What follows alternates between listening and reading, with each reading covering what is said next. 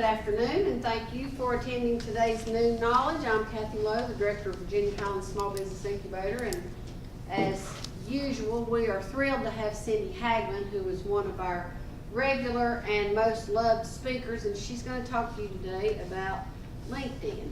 Before I introduce Cindy formally, I want to give a shout out to Tim Flanagan, who is in the hospital, and we hope that you're going to get well real soon, and we're thinking about you, Tim. So Cindy Hagman with, Cindy actually is her own employer, so what is the name of your business? I just do my own consulting, just Cindy Hagman Consulting, So social media and LinkedIn. Okay, very Thank you, good. Kathy. Thank you. I'm gonna shout out to Tim too. Tim, I'm sorry to hear that you're not feeling that you're under the weather. Get better. We're used to seeing you here.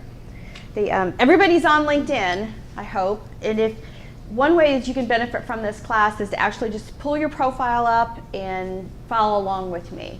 And if you have a question when I'm going through something, don't hesitate to just shout out or raise your hand. And even if you're watching online and you have a question with something, you can, I believe you can put a question into Sandy. Is that correct, Sandy? Yes. So don't hesitate. It's nice to be able to cover those questions while we're there and actually in the moment rather than having to go back. So don't hesitate.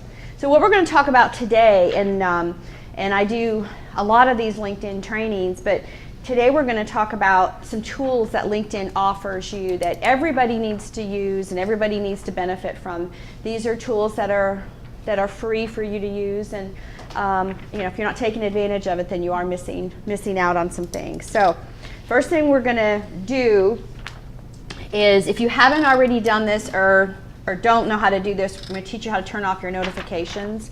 So what you want to do is I always keep my notifications off. So your notifications are when you make changes to your profile that it gets sent out in the news feed to other people that you have a new job or you have updated something. And come on in. The handouts might be over there.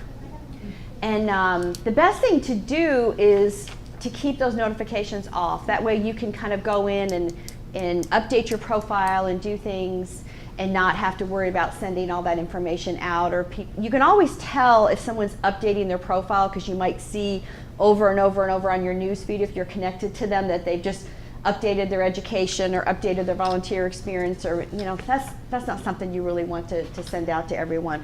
So follow along with me as we do this. You're going to go up to your little picture at the top if you already have a picture there, and you're going to click on it. Hi, come on in. And there's handouts over there for you. You're going to go down to Settings and Privacy. And then while you're in your Settings and Privacy, this is a great place for you to get familiar with everything within the platform. So I hear from people all the time who say, I get too many emails from LinkedIn, or I get this, and I say, this is where you control all of it. So if you're getting too many emails or not enough emails, or you've joined a group and they're spamming you, or you feel like they are, this is where you go in and you can adjust all that. So make sure that you take time, and it's actually the number 2 on your handout, is take the time to go through and see what all of these privacy and settings mean.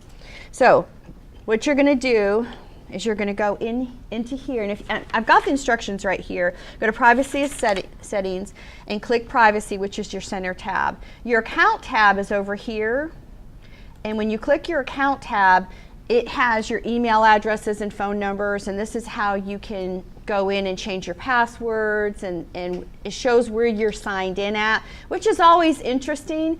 Like, even if you look at mine here, it says I have 6 active sessions going on right now. Well, I'm only right here, and this is my computer, so somewhere else I've got some things open. So just for giggles, let's open it up and see what this says. So I've got Orlando, Florida. I'm going to go ahead and sign out of that one. Oh, well, I have to put my password in to do it. So but this is, you really should go in here and look and see and make sure that these are you for one thing, but go ahead and sign out of them.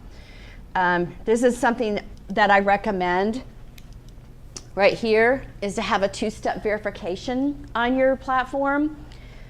Your two-step verification, if you have a smartphone, you put that in there, and then if you log in from another location other than your regular computer, it's going to send a notification by text message, and you have to take the little approval code and put it in to log in.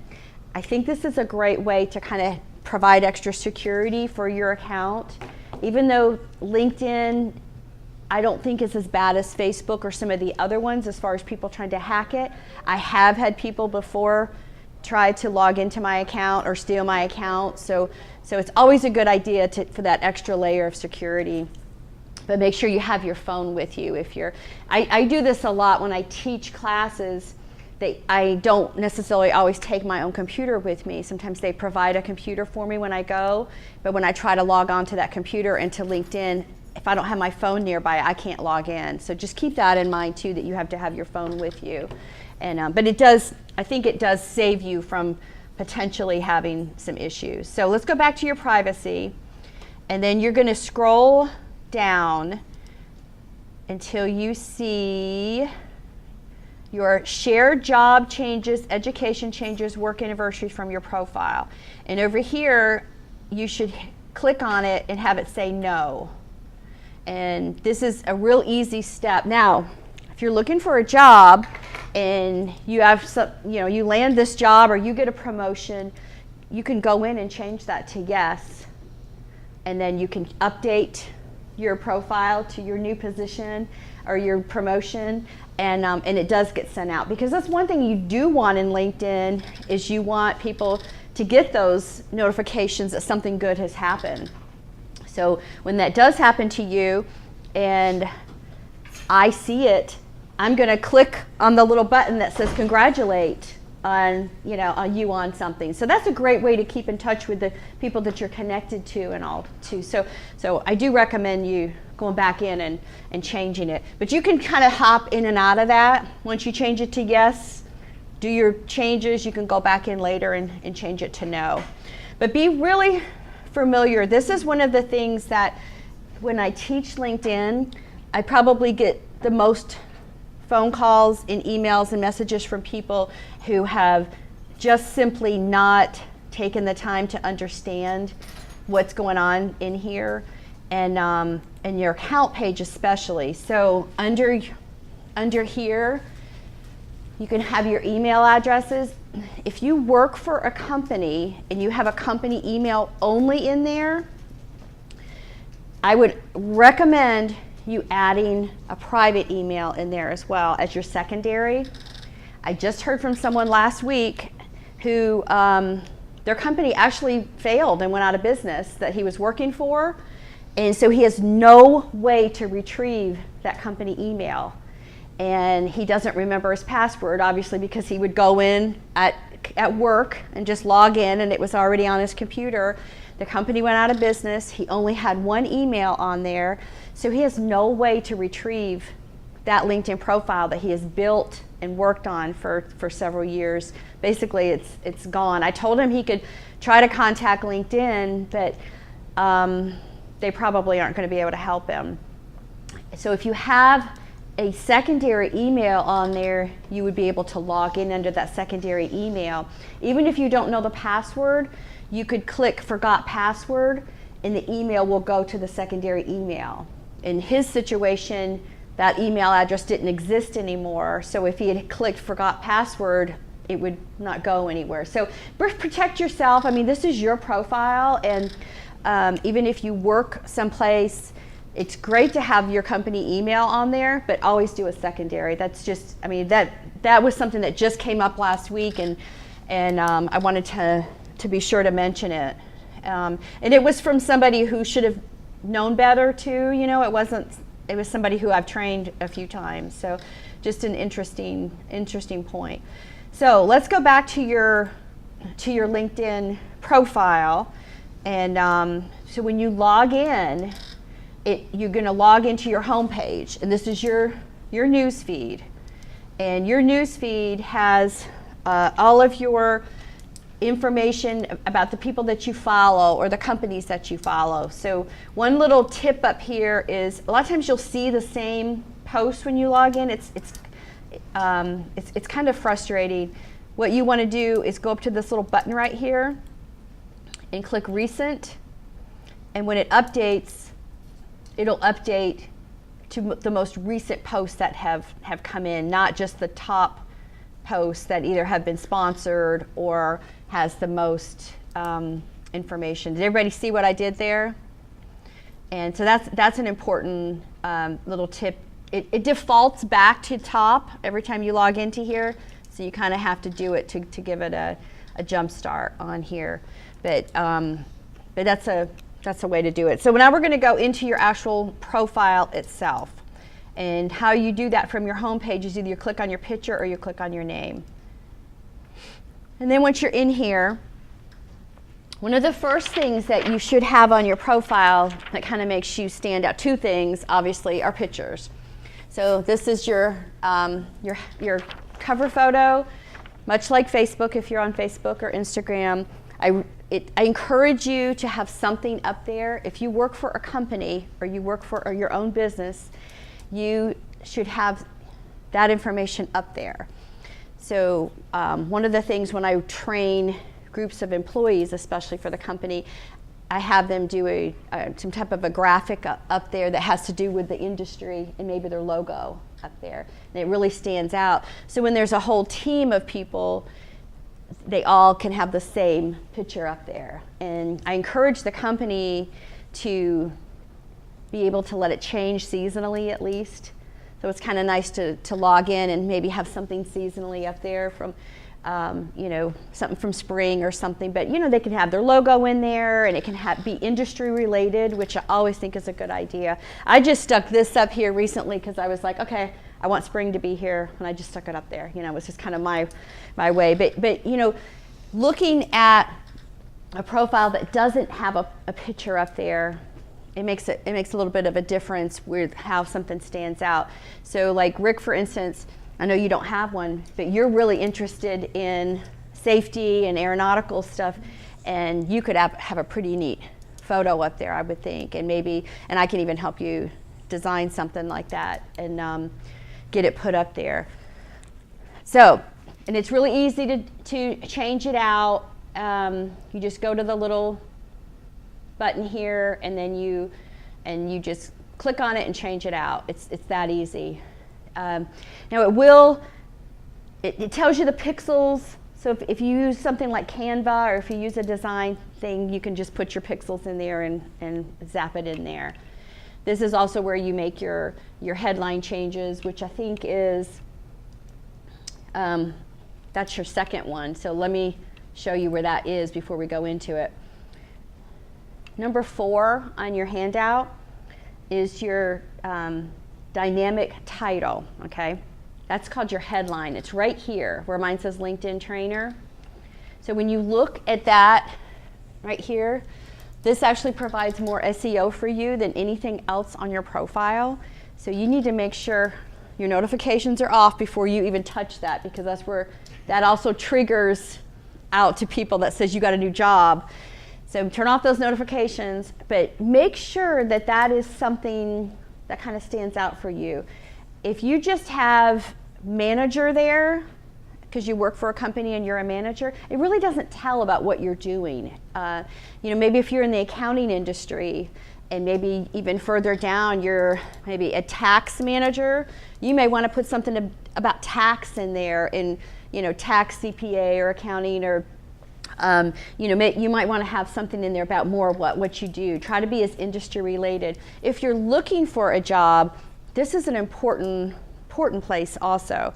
So this is very searchable on Google and within LinkedIn. LinkedIn has tremendous search capabilities. So if someone happens to be looking for a job, you could actually put there, if you're brave enough to do it, because not everybody is, that you're in transition, or you're seeking an opportunity, but don't leave it as that, an opportunity in, and put in what industry or what you do. because that's very searchable, not just from the headhunters, but from other people too. There's many, many times when I've hired people for companies that I've just done searches for people who have done things like that in that industry. So be sure to utilize that field. And if you're not looking for a job and you've landed this job that you want, then be sure that you can either push your company out there. If you own your own company, there's an opportunity to put the name of the company there too. If you're a consultant like I am, you want to be sure that you have what you consult in there. There's many times I see people who just have consultant on there. How many different types of consultants are there out there in the world? I mean, more than I can count for sure. So be sure that you have your specialty in there. And so, play with it a little bit too. So I've got the information down here. Oh, no, I don't. I'm sorry, I lied. I think it's 120 characters that can go on that line. When you start typing it out in this block, if you want to do it like I did with the line in the middle, you can always do that to kind of separate. I see people who also put stars and do some stuff in there. It's whatever you want to do, basically. But make sure that, what is searchable are the words. The stars and those type of things are not searchable. So make sure that what's in there is what you want. But you're going to type it out, and then when you go to save it, make sure you go and look at it and that it fits and it looks clean on there. I'll show you what I mean. So pretend we just typed this out, right? And I saved it. Now we're going to go over up to the right, or is it your right? Yeah, it's your right. And I'm going to hit Edit Public Profile. And it's actually going to take me to a whole new page. And a lot of people don't even know this exists. But what this is how I see your profile, or how I see your profile. And so this gives you an opportunity to kind of step out of being yourself and see how other people see it. And then you look and you can see if this fits on the page. Now, because I think it's 140, 120 characters right in there, it will allow you to run down. See how it goes down to my consultant thing down here? It does allow you to do that. So you have to say, well, that's okay. That's, what you don't want is it to just ramble. But being in this view actually allows you to kind of see how everything looks. Now it doesn't bring my photo up, obviously, but this is an important part of your profile too, to know what is going to be visible. You can edit your visibility. So this is an interesting story. A lot of people don't know this button exists either. I actually have had to use this before for people. I have a lady that I trained on LinkedIn. She was owned a very prominent business, and she was the sole proprietorship for this business in Knoxville. And all of a sudden, she was going through a very messy divorce. And her lawyer told her to take all her social media down. So she contacted me, and she said, really worked hard on my LinkedIn, and I don't care about the Facebook stuff, but I do care about all of the information and the things that I have done on LinkedIn. I said, you know what? There's a button for that, and she was like, what? So we didn't have to do anything but click this button to off, and no one could see her profile but her. And she didn't lose a thing. She went through her divorce and then was able to go back in and just click it to on. She didn't lose anything. It just kind of went to the cloud, I guess. I don't know where those things go, but somebody online wants to show me how you got to that right there. Just go back one. okay. So from my page here, I went up to the right-hand side where it says Edit Public Profile and URL. And it opens a new window, and you're there. Hopefully that was enough. Cindy, if that was off, did that mean people were not able to see my profile? Mm-mm. We wouldn't know you existed. Okay. Well, I would. Mine was off, so, Yours was off? yes. Oh. I'm here. Did you do it on purpose? No, it was off. Well, that's interesting. So this is one reason why we need to be familiar with things. This is something that happened when they did a, see all this area too? These are your sections. LinkedIn is just made of all these different sections that you create the sections to kind of plug in the information, and you can have things show or not show. And I always go in when I'm training and click different things, that there's just to show people how to do it. And sometimes I forget to unclick things. But one thing when LinkedIn did a recent update, one thing that they did was this area was, and I hid the languages here, because everybody's was defaulted to Chinese. So your profile was transcribed in Chinese automatically, as well as English. But it was like, I don't want mine transcribed in Chinese. If you want that, that's fine. But there are different languages. So if you promote yourself outside of the U.S. and you need other languages, it's a great thing. And when I worked at Eastman, there were other countries that we worked with that we kind of needed to have that. But I thought it was really interesting that it had to have been something to do with an update that they did, because every single person that I taught or looked at, as well as myself, had Chinese down there, and they didn't do it. It was just defaulted. So it's nice to go in and look and kind of play around, and you're not really gonna mess up too much as long as you don't delete anything. But it's okay, like when you're adding your sections, and if you don't want to show something, that's perfectly fine. I always test, I put test scores, I hide them. I mean, I don't have any test scores even on here, but you really wouldn't want to see my test scores. I don't really test very well, so it's just. But that was just kind of an example. And I hid languages because I don't have any other language, but English. But if you do speak another language, or you want yours, say you want to do business somewhere else, be sure you go in and make sure that it can be interpreted in another language, because LinkedIn is not just English; it is all over the world. So it is something that we have to be mindful of. But this page will help you a lot, and you're the only one that sees this page. So be sure that that you really pay attention. I have people that sometimes don't even want their profile seen, and that's a touchy kind of thing. But everybody's, if you have a real, I don't know people's background. So if somebody, maybe you're wanted or something, who knows? Or maybe you're in that, what is it, when the FBI takes you? Yeah, witness protection. Hey, you don't want your picture out there? That's perfectly fine. Question why you're on social media. Yeah, but you'd be surprised at the people who I get these questions from all the time. And at the end of the day, Sandy, that's kind of what I'll say to them is like, okay, so why are you doing this? Because it doesn't make any sense to me either. If you're really trying to hide, you're not doing it very well. How did you get to that? Is that under account setting or privacy It's or communication? it's right here. From my home page, I clicked on public profile and URL, and it opens up a whole new window. Did you find it?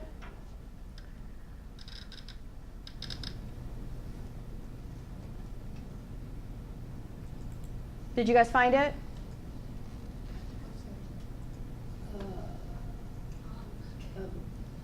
Okay. Do you need help? Okay. I wanted to show you something else in here too. While we're in this area, I kind of like them to get there if they can. So when you're in this section, there's something else that you need to do in here if you haven't done it already. If you've been in my classes before, you've probably already done this, but this is edit your URL and make it custom. And that's right here in the top corner. You guys need any help? Okay, so now we can move on to editing your URL. So what happens is when you get your LinkedIn account, it automatically gives you a URL that is unique to you. But it's going to have your name, and then it's going to have letters and numbers, and it's just going to kind of be miscellaneous after that, and it's going to be about this long. So what you can actually do is go in and edit it and make it unique to you. So if you look at mine up here, it's just my name at the end. And that's what you really want to try to do if you can. Rick, you probably can't do that because your name is probably common. You might have to use a middle initial or something else. But if you do have a really common name, you may have to play with it a little bit to make it work. Maybe you have to use, I've seen people use MBA, I've seen people use their middle initial or use a formal first name. But what happens is when you click on the little icon to change it, the front part's always going to be the same, the linkedin.com, but that little blue box is what gives you the opportunity to change. And you write in there what you kind of want, and then when you hit save, if it's not available, it's not going to let you save it, and it's going to tell you. Were you able to put yours in there? I can't get a box to show up. It underlines my name.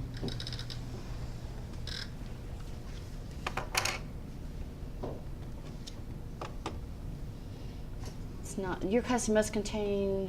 You gotta. Oh, there we go. Yeah. So Rick's was a little bit different. I actually had to go in backspace Right there. and then see if it's going to let you. Save it. I'll be curious to see if they would let you put your name in there, or if there's going to be other Rick Brookses out there. But I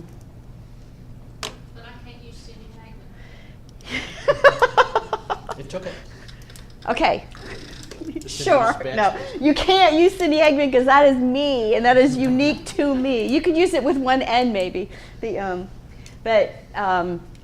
you got it. It took it, yes. Yay. So now once you go back to your profile, and you might have to refresh because you made a change, it should show up under your contact information at the top right here.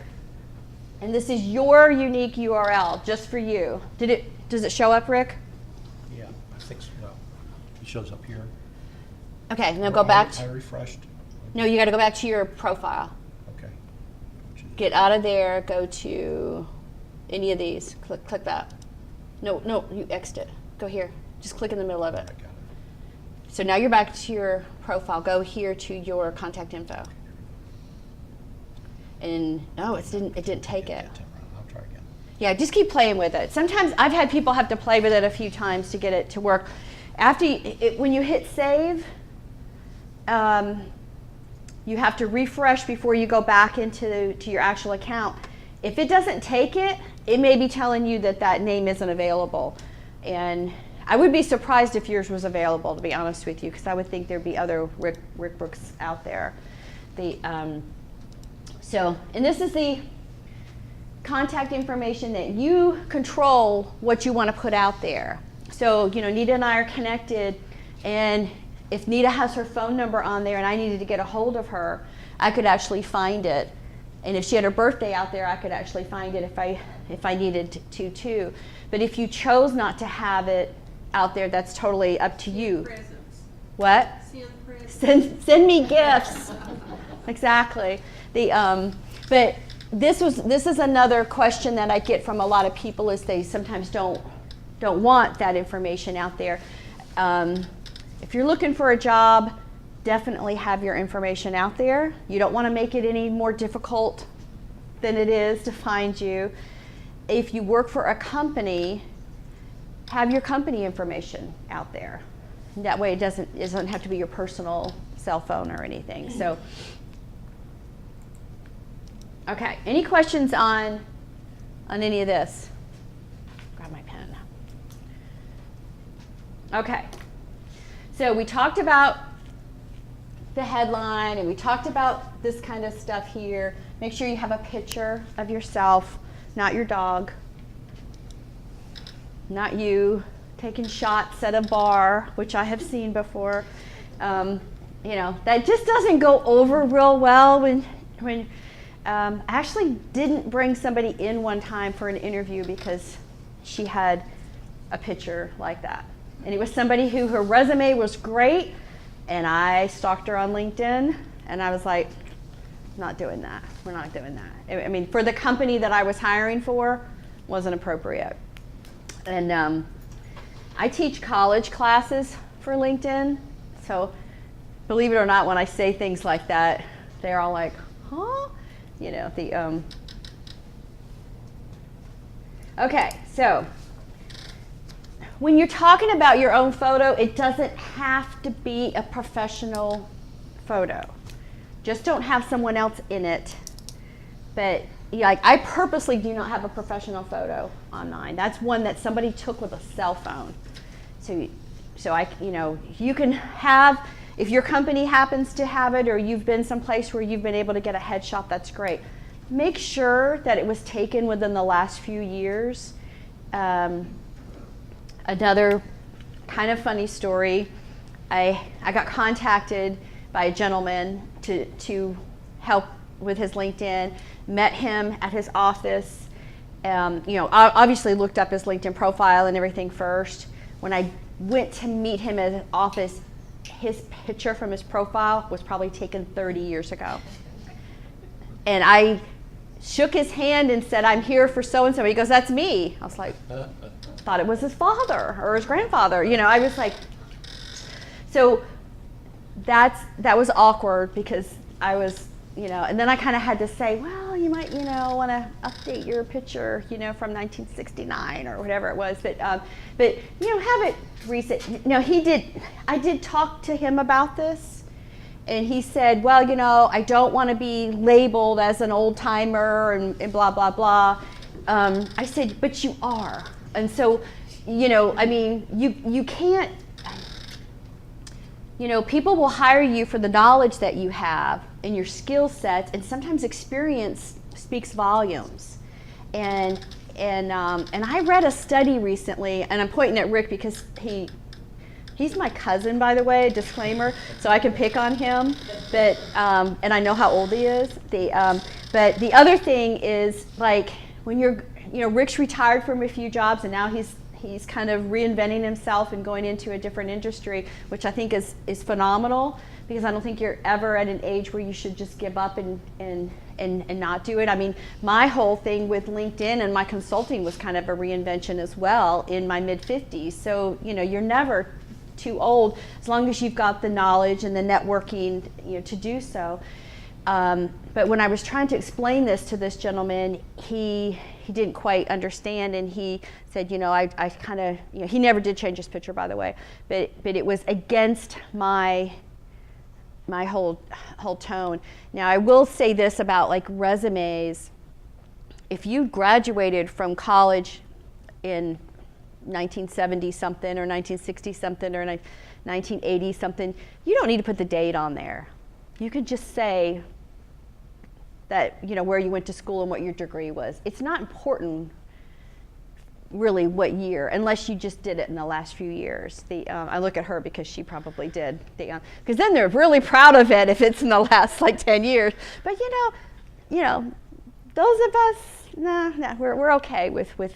Back when I went to school, they didn't even have computers, so you know so that, you know, really dates us. But it's okay, because if you keep up with things, you just kind of build on your experience. So I went down a rabbit hole there, sorry, but I did want you to know that have a picture, and have a picture that looks like you.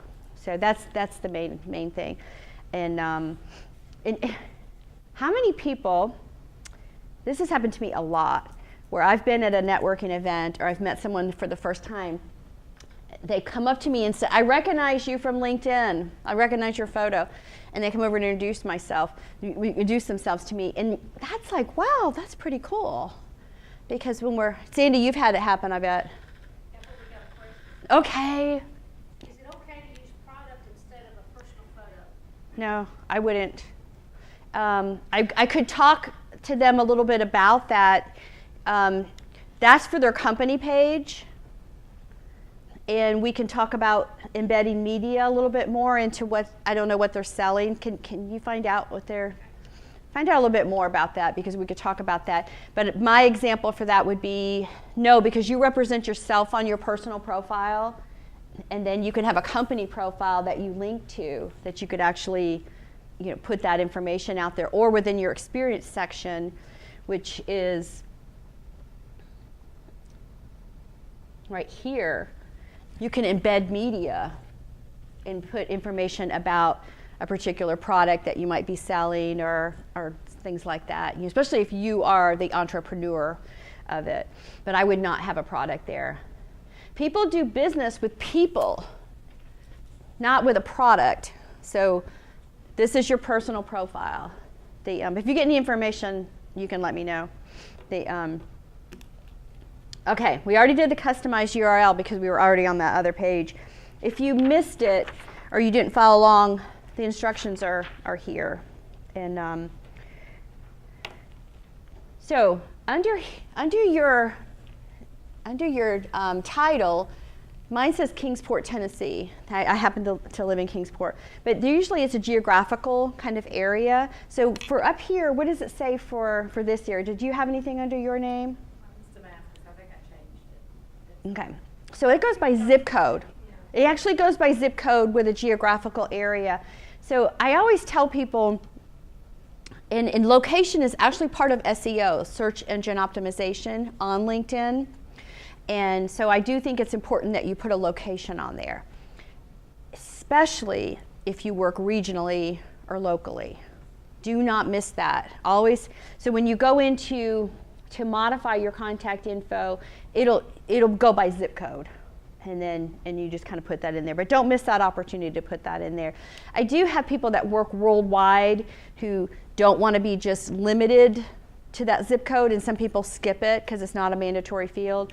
But if most people don't work that way, most people work more regionally. So I think it's an important fee, and it does that SEO to you, because people can search by location.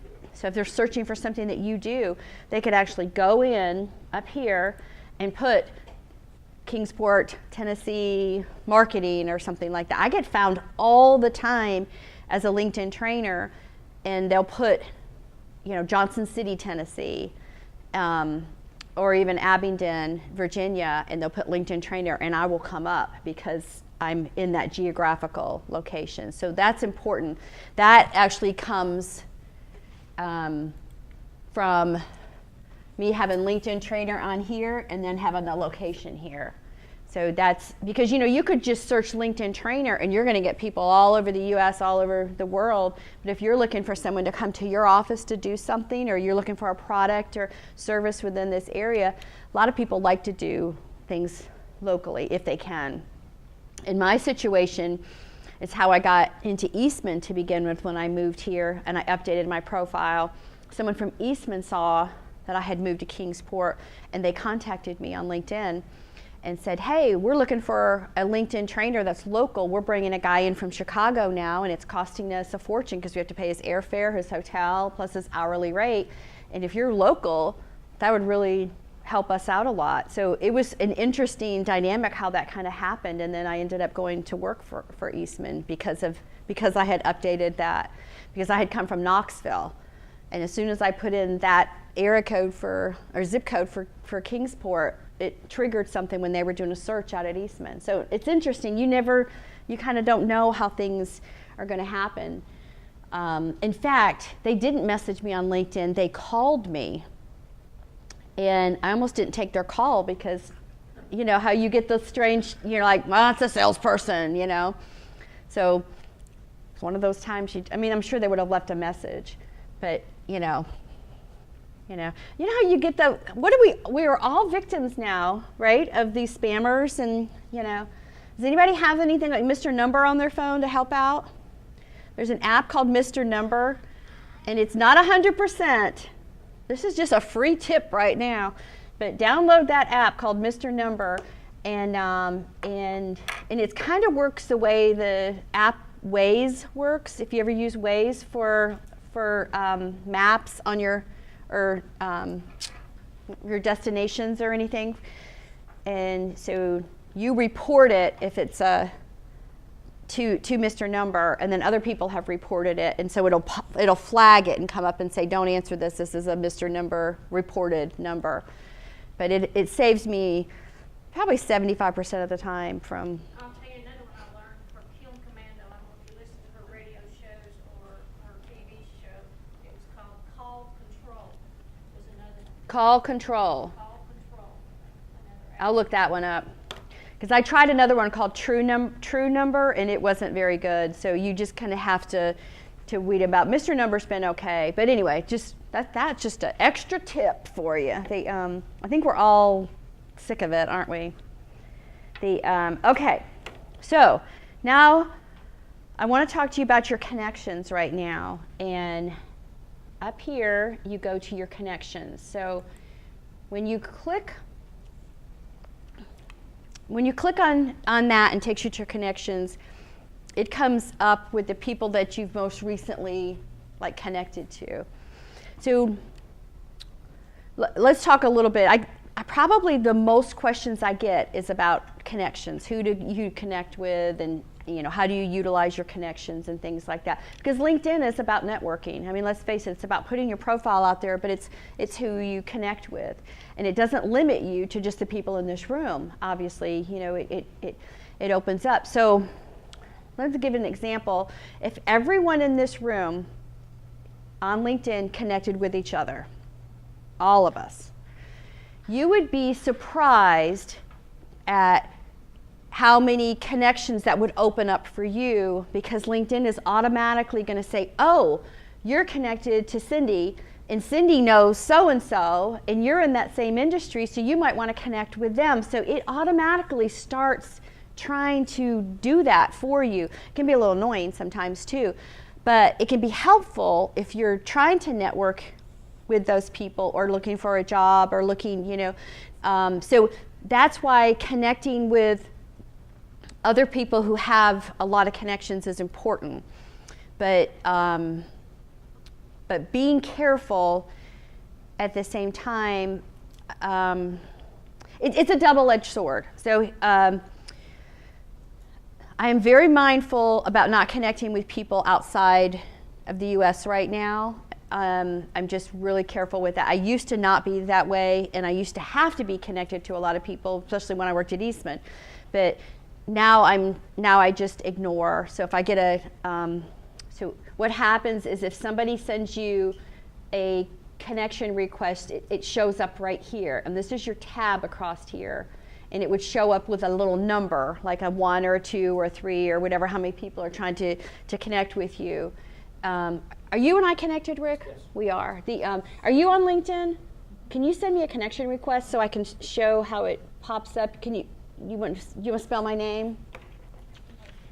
Now I have to remember where Okay. I'm. Do you want to do it? Yeah. We can just kind of do a. Do you guys want to do a mock? Okay. So how I do it is I do a search. So I'll connect. Well, I'll just show you. So you would put my name in the search bar and hit, and then there's other people named Cindy Hagman too. Obviously, look at them. There's lots of them. But when you see that person, then you just hit the connect button here. And if you didn't know me, or if you had just been kind of, say you were talking to Nita, Nita said, oh, you really need to connect with Cindy. You could put a little message to me and say, Nita Farmer said to connect with you. And I would be like, oh, I love Nita. I'm going to connect with anyone that Nita, dropping a name is always a good thing rather than just doing a cold call. Well, I shouldn't say always. What if I didn't like Nita? But who doesn't like Nita? So, she'll pay me later. But you know what I'm saying? Usually it's a very, very good thing.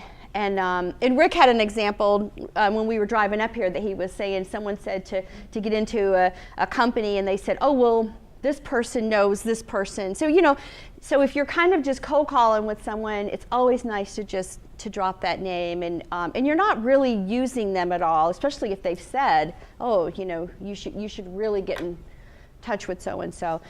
And so once you do that and you send that connection, see it pops up right here for me in the top, and it says I have one connection request. Now I keep my connections, I keep my profile cleaned up. I don't like to open it up and have all those numbers up there. When I train people and I do a one-on-one training, if I sat down with Rick and I looked at his profile and there were like 23, a number 20, I would get like, it would make me crazy, because I'll go like, you have 23, like, people trying to connect with me or connect with you, and that's one of those things that just absolutely drives me crazy, because you should go through there and just clean them up and decide whether you're going to connect with them or not. Don't leave them out there. So we're going to go in and we're going to click on this. It says no pending. Didn't you just send me one? That's weird. Okay. No, I don't think so. But okay, I don't know what happened there. Well, I shouldn't have to, but it's always good to do that, as you know. So I don't know what happened there, but It says pending on mine. isn't that weird? Okay. Maybe it's on their server. Bad example. Okay, but normally what would happen is I would click on that and it would say you have a connection request, and I wonder if it came into my email. No. Because I also have that connected to my email, so that when I get a connection request, I get it in my email as well. That just is, I may not go onto LinkedIn every day, but if it pops up in my email, it helps me to go there. I also have my messaging connected there, so if I get a message from somebody, here we go. I just sent you. Oh, why did it go there? I went sent you a message, maybe that's. Oh, you sent me a message? Okay. I did it just the regular way to connect the first time, then I sent you it just instantly. Okay, so messaging is a great way to communicate with people too. So you can have private messages between you and other people. If you're not connected to them, you can still send them a message. You get so many in-mail messages. But if you are connected, which I'm actually just going to go in and connect with her. I don't know what happened with that. So right here is where I would put a note to her if I wanted to customize it. So I would go in and delete this, maybe, add a note, and then I would say, thank you for attending my class today, or blah, blah, blah, blah, blah. And I would put it there, and then I would send the invitation. You don't always have to send an invitation, but if you don't know that person, I would highly, highly suggest that you do that. But I will say that sometimes, because I have the app on my phone doesn't show me the notes. So I'll connect with someone and then it shows up like in my messages or something, and it's really strange. So don't think that they're always going to see that message. If they do it on a tablet or a phone, it's a little bit different the way it's laid out. So then it gives me the opportunity to actually go in. So like if I didn't want to accept it, for instance, because maybe I could say, well, I don't really know if I know her. A pretty picture. I could go in and look at her profile to see who she is. I could also see, who else she knows. So it's very helpful to go in and kind of do this. Look, we have 37 mutual connections. Why weren't we connected already? See, that in itself means that we kind of run in the same circles. So if you're doing some research and you're trying to do your networking, you actually are a good example right now. I'm not going to go into too much detail with what's going on. However, you could do some research in your industry and find people that you have maybe some mutual connections. I mean, you got to build your connections up a little bit, but you could send someone, like even if we weren't in this class together, I could have sent you a message and said, hey, we have 37 mutual connections. We should connect. Because that's already a connection. When you think about it, that's a lot. I had a guy send me a connection request a couple weeks ago, and I was like, I don't know this guy, but we had like 60-something mutual connections, and he was from Johnson City. I'm like, well, we obviously are going to run into each other at some point. So I accepted his request because I was like, well, obviously this, and maybe we had met or something, you know. I mean, maybe his picture was real old and I didn't recognize him. I don't know. But anyway, that in itself is a good reason to take advantage of networking. LinkedIn is about networking. So I think it's important to connect with those people. So now that Diane and I are connected, I think it's interesting that this is, it says pending. Did you get a thing where I sent you a, normally don't have this much trouble and we're in the same room. That'll go on a comment card. Exactly. She doesn't know how to connect with people. Normally it's not that. So I'm actually not connected to Diane yet. She still has to accept me. Yeah, no, So I'll refresh. If she accepts me, okay, yeah, we're connected now. See, it says first. And look what she's got, seeking opportunities. Did you change that? And you can play with that, and I'll even help you with some of that too to get that exactly right on how you want it on there, because this is really good. So the other thing is, and Rick and I were talking about this earlier, so since I'm on Diane's profile, I'll take advantage of looking at this. If I knew of a position for Diane, I could actually share her profile with somebody right from here. I could save it to a PDF as well. This is really good for employers so I work with a big company that's an engineering firm, and they have to respond to RFPs for what they do. And I taught them how to first of all, we worked on all the profiles to get them really clean. But what they do is they save it to a PDF, and then they get to do it all electronically and send the people that they're responding to the actual, LinkedIn profile, which has all of the information, has their photos. I mean, it has tons of stuff on it. Same, rather than just a little CV or resume that they were sending, this is a lot more information about who they're going to be working with. And it actually gives the client or prospective client a ton of information that they normally wouldn't have had. So this is a really good way. I don't know what give kudos means, but can I test it out with you? Sure. That's something new. I don't know what that is. Look at this. This is new. Thank you, Diane Blackburn. 3 kudos left to give this week. So you must be limited who you can give them out to. I actually have a paid account, so it may just be something under that. Does anybody else see this anywhere? You have to go to someone else's account that you're connected to, evidently. Connect with me and give me some kudos. Okay, so this is interesting. Okay, so let me just click this.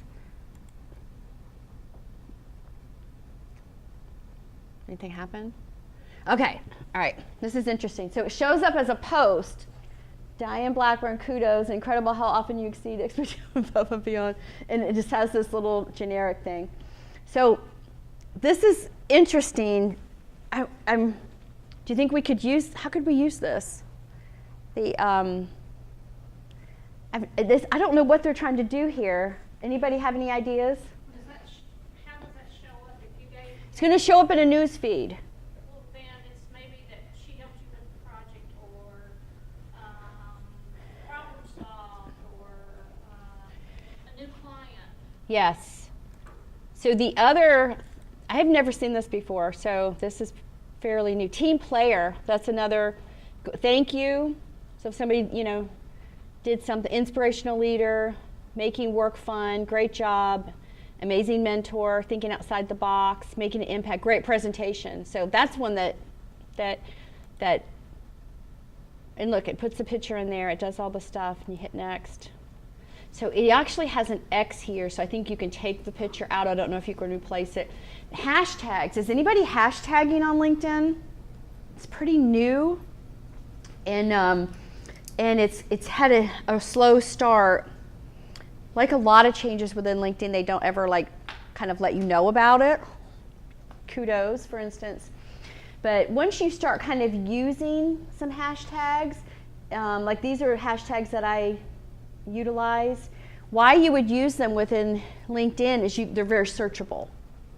And so your company could have, Washington County Chamber could have a hashtag. So you could actually go into LinkedIn and search that hashtag for any posts with that hashtag on it. So in your industry, you would want to look for industry specific hashtags. Yeah, safety, things like that. So things like that is interesting. But so this is kind of interesting. I've never seen anybody utilize this, but it's kind of cool. So request a recommendation. So I do have recommendation. It's down on my list kind of far. It's actually number 15. But a recommendation is actually a written recommendation for someone. So these come in really handy for people like me who is a consultant. So I'm like by myself, and if I have someone contact me about doing work, they always want to see recommendations on other people I've worked with or things like that. When you're looking for a job, that's another great time to have things like that on your profile. So you should ask some people that you've either worked with or volunteered with, anybody that you've kind of had contact with. It doesn't have to be necessarily a supervisor. It can be someone that you've worked lateral with. So you just kind of be thinking outside the box. I've actually had people from volunteer that I've volunteered with that have given me recommendations. And so a recommendation is going to talk about your character and your work ethic and things like that companies are looking for. And so it doesn't necessarily have to be, we always think, oh, I need to get a recommendation from my boss. It doesn't have to be that way. So be thinking of ways that you can kind of utilize that. And I'll show you on my page where the recommendations are. Recommending someone else. Oh, the other thing before you ask for a recommendation, that you have to be connected with them on LinkedIn. Because I'll show you what I'm talking about. This will help. You actually go in, because I'm on Diana's page. Is it Diana or Diane? I apologize. And you select like how I knew Diana and how, so I could say I was a client of hers and I could ask her for a recommendation because I did a LinkedIn training for her company or something like that. And then you would actually put your position at the time and then you hit next. And what happens is, since we're connected on LinkedIn, a message goes to her and says, Cindy's asking for a recommendation about, and it has that, whatever you click here has that information in there and it goes to her. And because it helps you, because say for instance that we worked in different capacities together, and I'm only asking for a recommendation for one capacity, you could say, oh, it was that time, or maybe we volunteered together, but we also worked together, so LinkedIn wants to be very specific on that. I think it could be broader personally, because if someone has good character, they have good character, and you've worked with them. Anyway, this is an interesting thing, and I wouldn't be afraid to do it. I can get out of it. So let me go back to the more, because the more gives you a lot of information once you connect to people, things that you can do. You can recommend people too, but you have to be connected to them. I highly, highly recommend you to recommend people. So you can just out of the blue, if you're connected to someone, you could write a recommendation for them and say, I recommend them for, they picked up trash on the side of the road when we were in our, prison garb together or something. No, I'm just kidding. But, like however capacity, whether it was a volunteer or work or, you could recommend them. What happens once you recommend someone, that recommendation gets sent to them. So if I hit recommend and I wrote something out for Diana and it got sent to her, she would get to approve it. And once she approved it, it can be on your page and go on there. So that's how that works. I actually have a kind of a funny story, kind of funny, kind of awkward, but I had someone give me a recommendation several years ago for a volunteer position that I had. And I didn't ask for the recommendation. She sent it to me, and she had so many typos in it that it was like, I was like, oh, like this is like, it wasn't just 1 or 2 typos. It was probably 10 in like 2 paragraphs. So I corrected the typos. My mother was a first grade teacher, by the way. I don't know if I told you that, but so that kind of stuff really stood out. And it came to me, I corrected her typos. And then it went back to her and said, Cindy's made changes. And she actually just hit, basically, do you accept these changes? And she said yes, and then I could put it on my profile.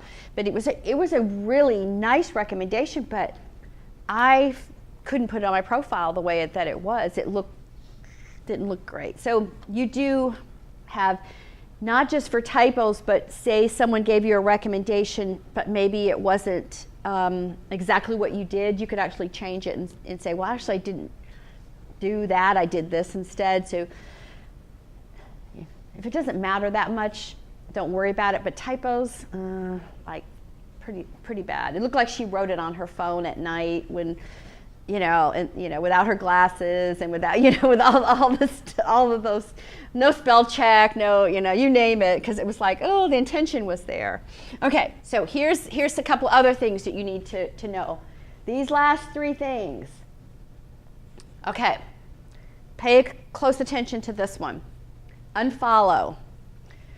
Anybody on Facebook here? Nobody's on Facebook? Okay.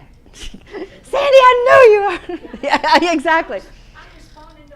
So how many people on Facebook, I don't want numbers, how many people here are connected as a friend, but you don't follow them because of political reasons or whatever? I mean, I'm going to raise my hand. Okay, everybody.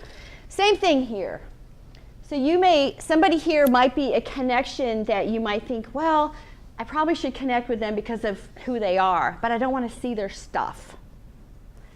Just unfollow them, but you're still going to be connected to them. And they're not going to be notified. No, they are not notified, and they're not even ever going to know. So that's the good part. So if you remove the connection, then and I've had to do that. I've had to honestly do that from people. Sometimes people connect with you for the wrong reasons. They only connect with you to sell to you. Or they connect, I can't tell you how many people have connected to me to try to get in front of my husband so they can try to get a job where he works. And it's like, I don't have anything to do with that, So if it's for the wrong reasons and they're very blatant about those wrong reasons, I'm like, or I've also gotten a few marriage proposals, by the way. So, foreign country, yes. I have to move to like Sri Lanka or something. But anyway, this one is extremely important, report and block. And I want you guys not to be afraid of that button. If you see something on LinkedIn that isn't appropriate, or LinkedIn is business, and I have seen stuff. And anybody who's ever sent me a marriage proposal, I report them. They first I get a chuckle out of it, but then For those that are watching live, remember that. yeah. You hit report and block, and it brings you to another little thing, and basically kind of wants to know why you want to report them, and you just kind of check the little things. And then when that happens, you're disconnected from that person and you've reported them and they can't even see your profile either. And so I think that's, sometimes you have to do what you have to do. And there's nothing wrong with it. Don't ever be afraid to do that, because there's sometimes, honestly, there's people out there that connect with you for the wrong reason or try to. So just know that this is here, but you got to go to their profile to do it.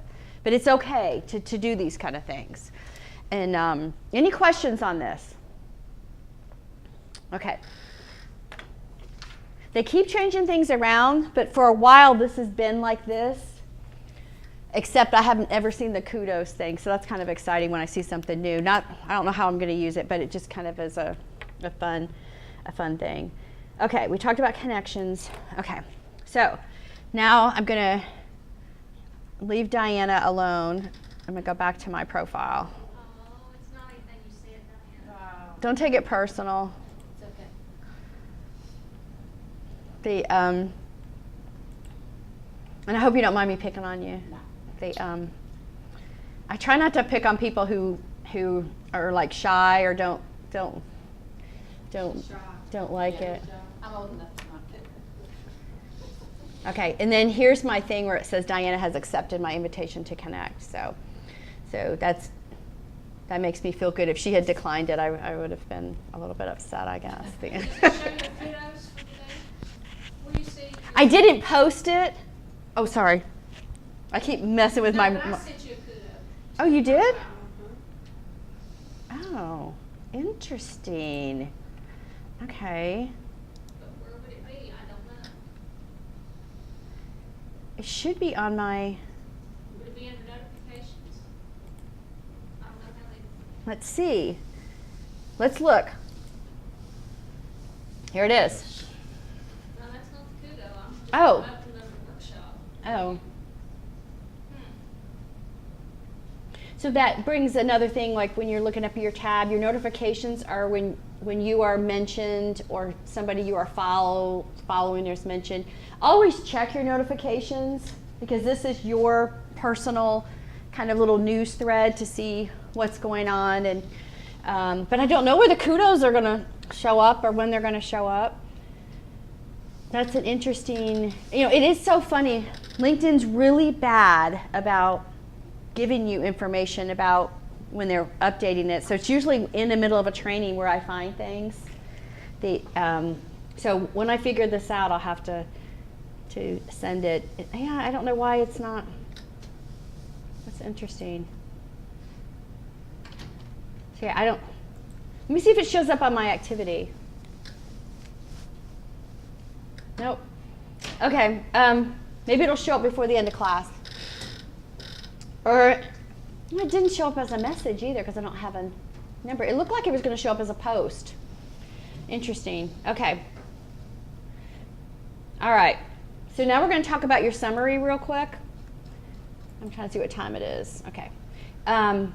So I've got summary down here on number 9, if you're following along on your cheat sheet. Your summary is your professional story. So this is a great opportunity for you to tell that story.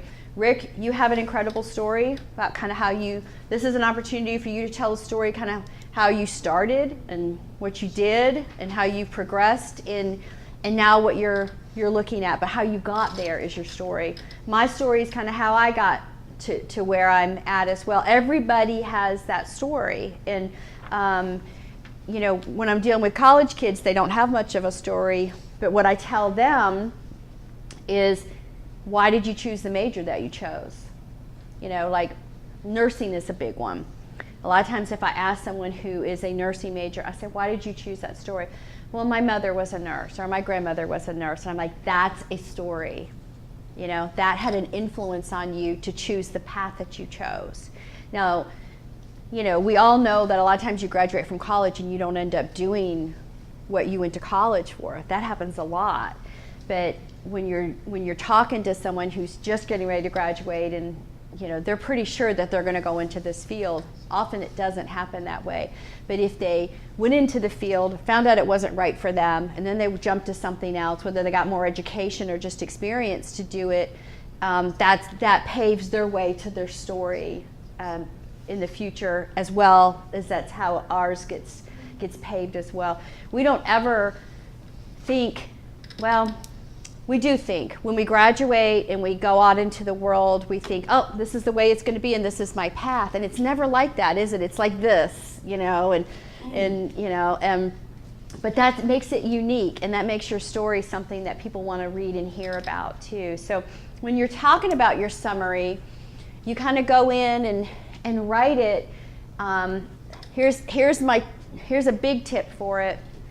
Write it in Word and run a spell check and do your paragraphs and do any formatting in Word, such as Bullets. if you want any bullets done, do it there. And then you can copy and paste it into here. LinkedIn doesn't have components to be able to do this, and you don't have spell check available to you. So always run your spell check and make sure that everything lines up. When you copy and paste it, go in and look at it and make sure it's all lined up. This is a great opportunity for you to put your industry keywords here too, the experience that you have, whether you're looking for a job or whether you're not. This is still a great opportunity to utilize these words, you especially, Rick, you know, the experience that you've had is diverse. You know, he's got a very diverse background, so he's going to have to bring his story into how he got to where he is now. And sometimes it's hard to do when you write about yourself, and women tend to have a real hard time with it. I have to work with more women probably than men, because women are always told, oh, we're not, you know, our mother always told us, you know, don't brag about this. You're not bragging. So one thing that I tell classes now, especially when there's a lot of women in it, I go, let's write your summary like you're writing a letter to your mom. And talk about the things that you did and your accolades, and then we'll change it. And you'll write it in first person. You're not going to say Cindy did this and Cindy did that. We're going to write it like I am proud of this or I did this. And then they turn it into me, and then I help tweak it to make it more of a balanced summary. But if they just relax about it and write it, it flows a lot better. You'd be surprised. But then have a second set of eyes look at it, and if you don't have a second set of eyes, email it to me and I'll be happy to look at it for you and help you lay it all out. It has to be within 2,000 characters. That's the main thing. But if it flows, that's important too, because you don't want to read a paragraph about somebody and then it jumped to something else that has nothing, like you have to have one kind of flow into the next. And I learned something. It was, I guess it was in 2011 when we were moving to this area. We were in Knoxville. My husband retired from the Navy, and then we moved to Knoxville for 4 years, and then he was moving here to go to Nuclear Fuel Services. And one of the things that was offered to me through his benefits program was to have a career coach. And he came home from work and he said, oh, you know, they'll help you write a resume and you have a career coach and it's perfectly free. And he said, but I told them you probably didn't want to do that. And I was like, are you kidding me? You know, like, why would you not want to take, you know, have someone else's knowledge and experience, especially for free? And so I actually got this career coach, and she was somewhere in the Midwest. We never actually met, but we had a lot of phone conversations, and she wanted my resume and she wanted my LinkedIn profile. And when I told her a lot of the stuff that I was doing, she was like, wow, you don't need as much help as some people. However, she helped me a lot, because it was the very first time that I actually had anybody really looking and critiquing my stuff, because I usually do that for other people. And how often do you do it for yourself? So she read my summary and gave me a whole different perspective on this summary than I had ever thought of, because I was always very mindful to keep my summary only about me and about what I had done in my career. And I never talked about my husband, I never talked about his career or anything like that. So thinking that I always needed to stay in my lane. But she said, you know, you've had to change jobs a lot, you've had to move a lot because of his career, and I think you should touch on that.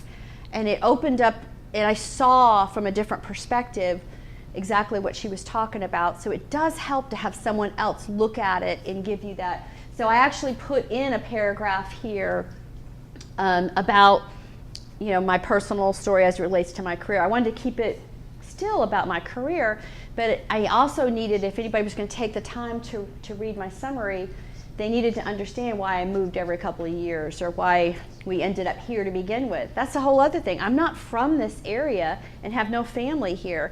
So if they wanted to know how we ended up here, this is how we ended up here. So your story is going to be different and unique, obviously, to you, but you still have a story there. And sometimes it's good to have someone else, like I say, look at it and see. She gave me a whole different perspective rather than just keeping my information and keeping it very private about everything.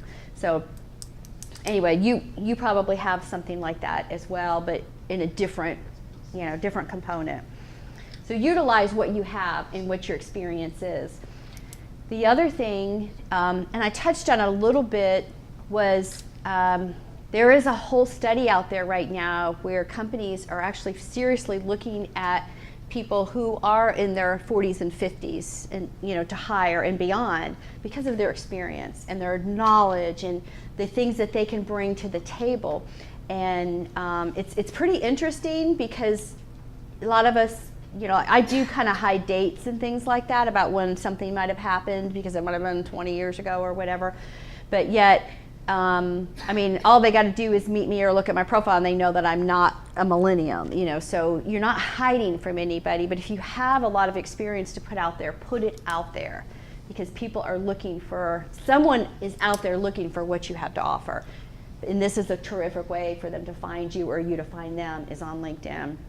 No better way. Now I just got another notification popped up. I wanted to see if it was that. Is that it?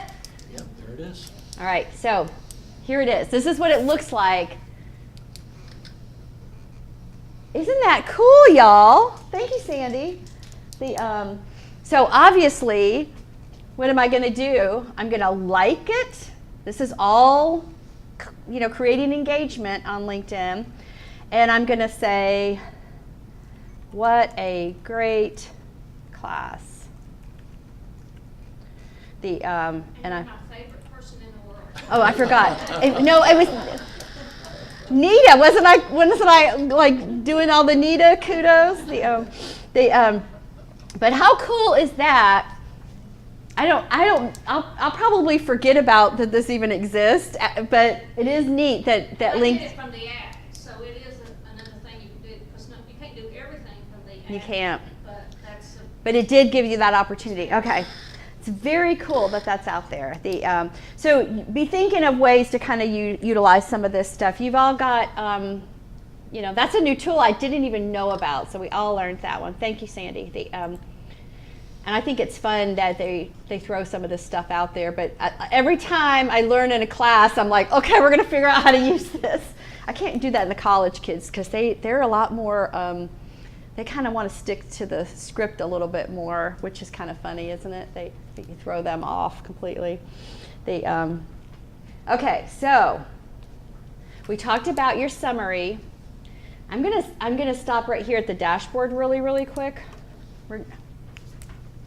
Your dashboard is, you can quickly look and see who viewed your profile, how many people have viewed any articles or anything that you've written, and how many times you've appeared in a search. And that's just a search within LinkedIn. And so you can actually click on those and get more. Now I do have a paid account, keep that in mind. So when I click on this, it gives me all my analytics. Something must happen on January 30th, obviously. Woo! I must have posted something, is the only thing I think of that. And then you've got the profile viewer. So every time I go to someone's profile or you go, they see that you viewed the profile. With me, I do have my account shut down to anonymous, and mainly because I work for a lot of other people and I'm doing things for other companies, and they don't need to necessarily know that Cindy Hagman looked at their account because I'm doing it on behalf of somebody else. But that's the only reason I have that. I think it's great that people know that you've looked at their profiles. I think it's wonderful. That's what this is about. if I do have people who contact me and they'll say, how can I tell why were they looking at my profile? I'm like, that's what this is about. We're networking. They're looking at it. Didn't you do a nice profile for people to see? Well, yeah. Well, then let them look at it. They found you somehow, some way, and they're looking for something that you have to offer. So it's a good thing. It's a really, really good thing. Unless they're looking for a marriage proposal, someone to then you might want to rethink that one. Now this person right here has theirs somewhat anonymous, where it's just come up from Emery and Henry. So you can do that. If you don't have a paid account, you really can't make your profile anonymous without losing other benefits that kind of punish you. So you kind of have to weigh that out if that's important to you. I think it's not important. That's. How much is a paid account? I'm sorry? How much is a paid account? There's several different levels. I think the lowest one is like $500 a year, but you can write it off as a business expense. I think I pay $200 a year, but I got grandfathered in from but they could switch it at any time. My renewal comes up in March of every year, like the middle of March, and I always go, did they? And I've been under the same amount for a long time, but they have total control over that. I would keep my paid account no matter what, just because of what I do. But I tell people, unless you were going to be on here every day and utilizing this and really know the inside and outside, don't have a paid account.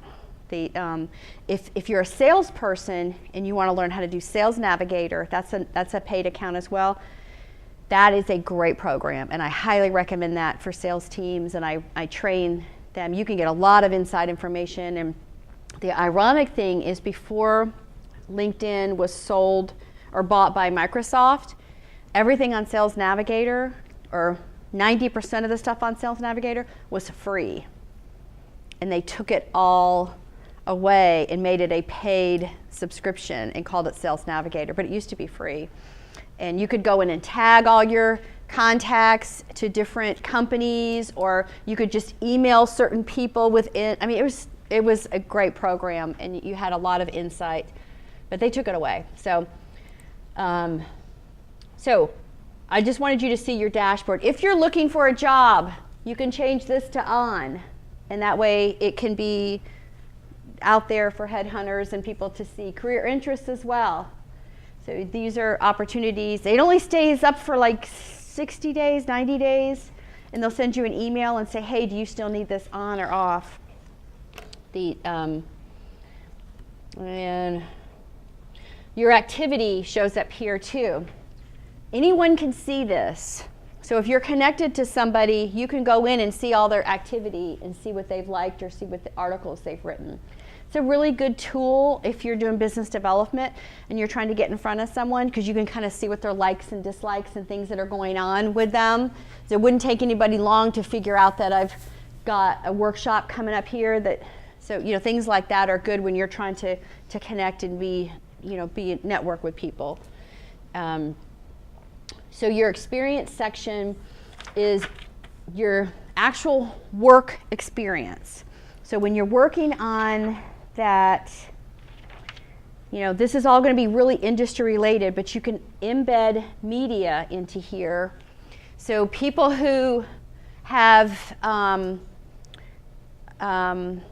work or been in it, so if you have a portfolio, you can actually post things on here. If you've got links to articles that you've written or things that, this is a great place to embed your media. It's a great place, especially if you're looking for a job, to kind of showcase and show people what you've done or what you can do and what you're capable. If you've written white papers, anything can be stored in here. So even if you're not really looking to showcase it, it's a great place just to store things that you're not gonna lose. You don't have to go back and think, what did I do with that paper? Oh, I have it stored. It's on my LinkedIn profile.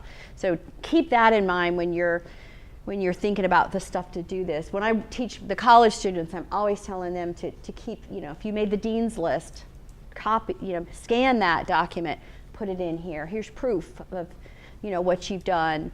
If you're a graphic design major, put some of your work in here. If you're a writer, you know, writers are one of those things that are really lacking in this area now. So if someone is a true writer, and you know, put some examples of your work in here. It's really important.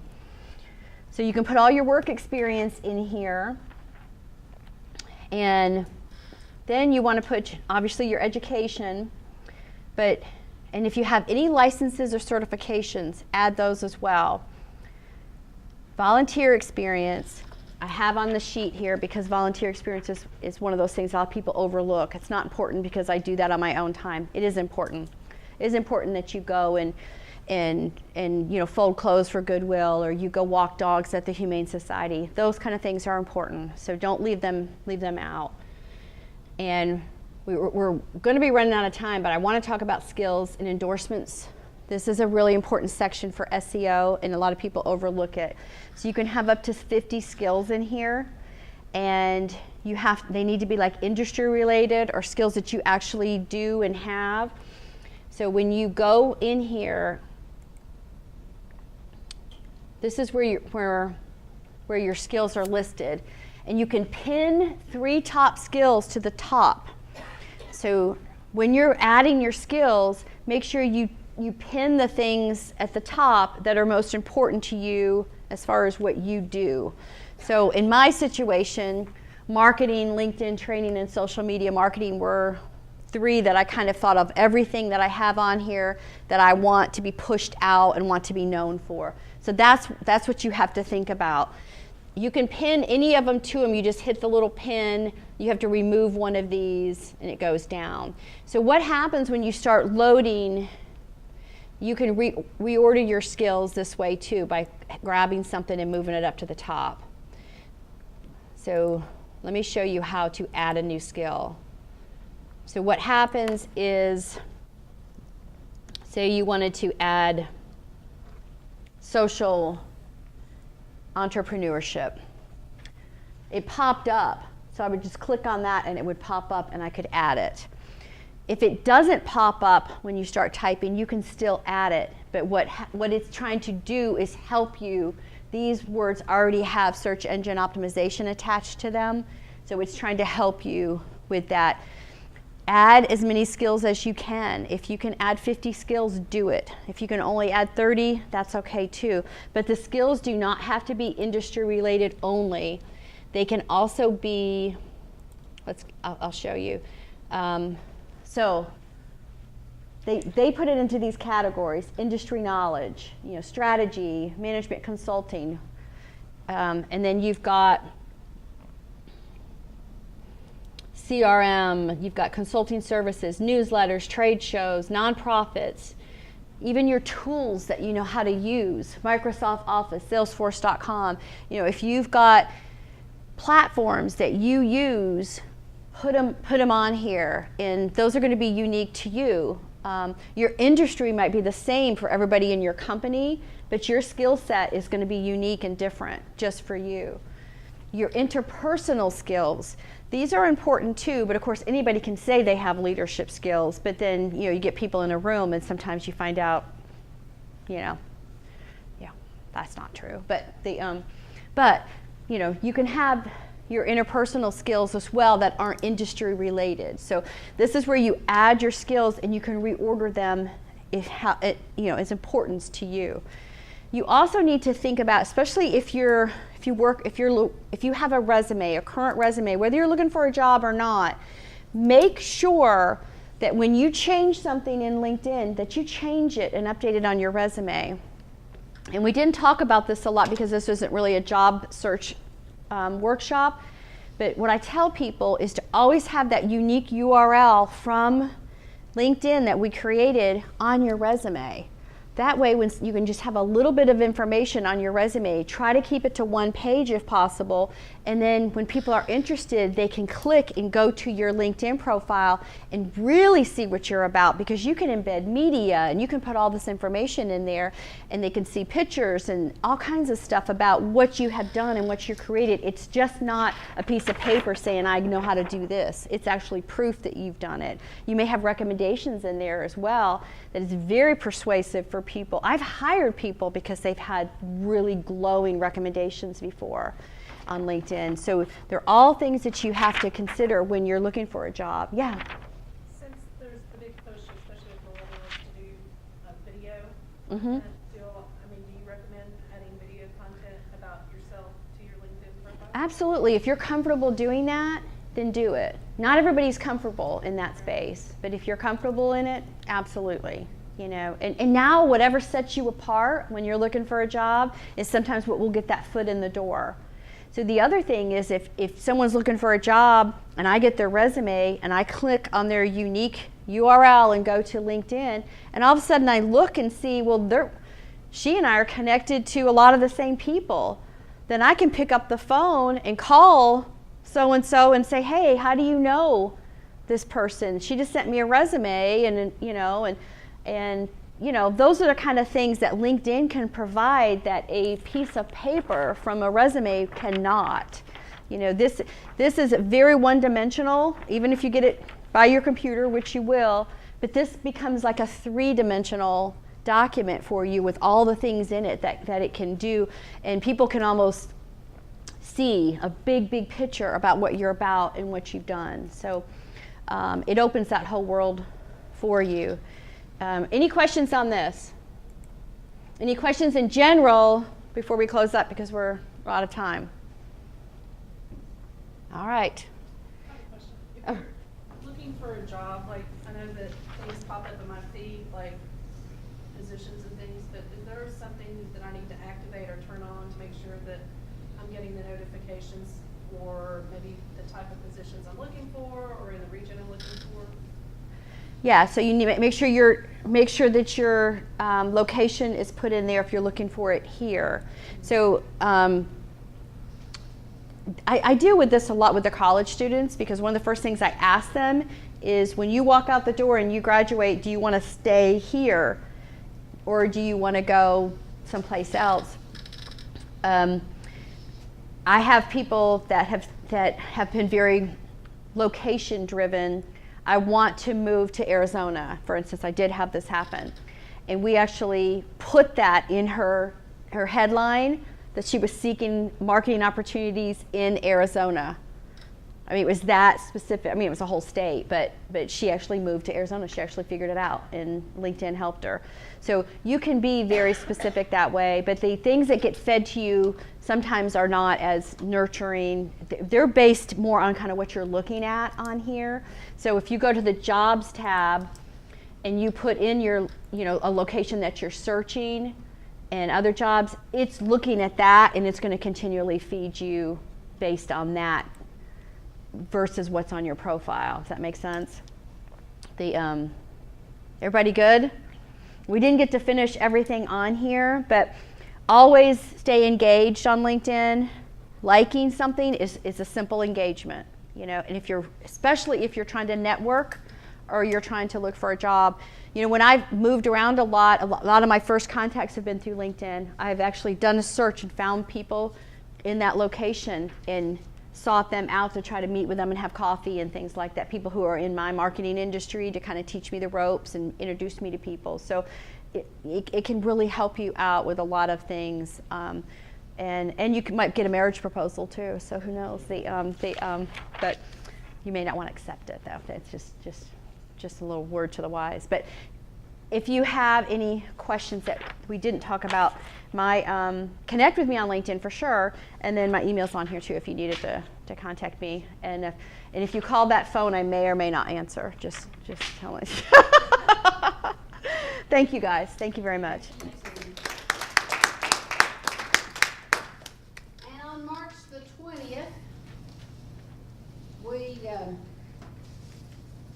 if you have a business and you are interested in having an intern, you need to come to the March the 20th class, because it will be on internships, and Amanda Gardner with Emory Henry College will be presenting that program. So She was supposed to be online today. Hi, Amanda. Hi, Amanda. She's been watching. Okay, so thank you all very much for coming today, and thank everybody that's online. I saw we had a pretty good crowd online today, and as always, thank you, Cindy. Thank you. When Cindy doesn't finish, that just gives us an excuse to have her back. I just talk too much. And if anybody wants a business card, I can give you one of those too.